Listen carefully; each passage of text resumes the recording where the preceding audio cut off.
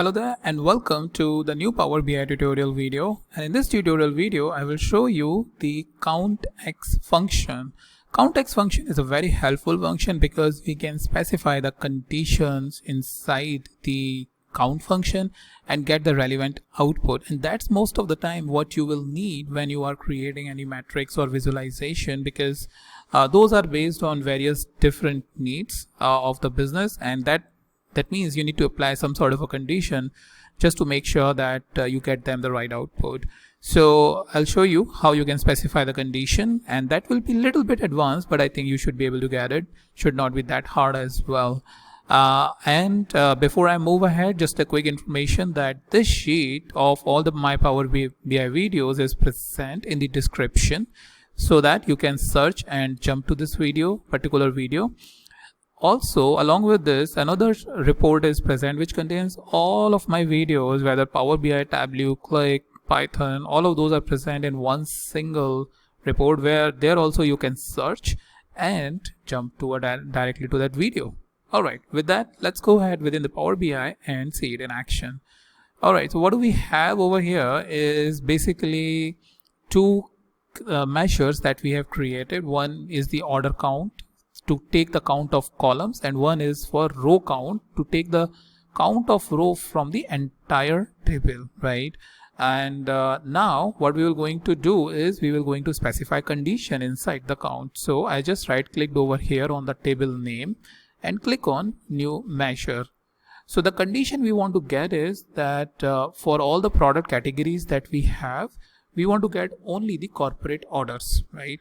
So we say corporate underscore orders, and we say over here count x, and within the count x we will going to first of all use the filter as the function. So what filter does is it filters the table. So filter is our let's say for example, so our table is sample superstore over here, right? And our filter expression is basically based on the segment. So segment is basically our corporate segment. So that's the condition that we can specify over here, corporate. All right, and we can close this. So filter is closed, as you can see. So first parameter is the table name, second parameter is the field name, and we are assigning using this evaluation operator to make sure that we only get the corporate. And then we use the field count for which we want the count. For example, whether we want customer ID, order ID. So in this case, order ID, right? So we'll say order ID, press enter and close this. All right, and that's about it. And if I just revisit this, what we have done, we have first opened the CountX and specified the condition with the help of the filter function, which is another DEX function. And within the filter we are saying we want only the corporate customers. So there is corporate, there is home office, and I think there is one more value that you have inside this field. And with these filtered table, we want only the order ID count, or we want only the order ID. You can have customer ID, you can have product ID, whatever count you want, you can get it. And let's press enter.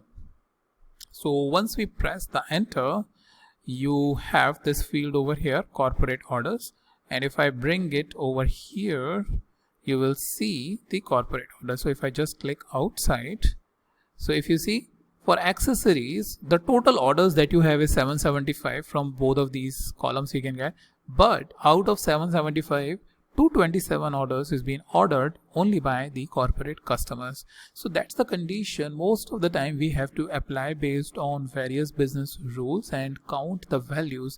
It's similar to, if you will guess, it's more similar to count if as, or if condition and then the count condition. I mean, there are various mix and matches that by which you can do, but that's but within Power BI you can take the help of CountX and the filter functions and get the relevant count for your needs. So that's what I mainly wanted to show you about how you can use the count function.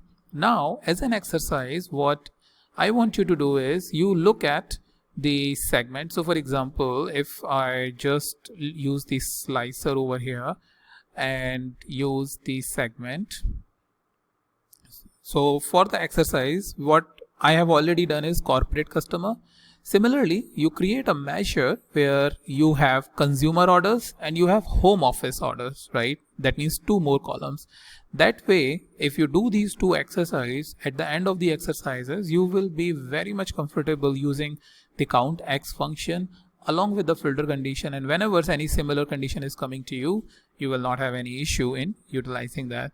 So that's about it, and now I'll meet you in the next video with the new topic.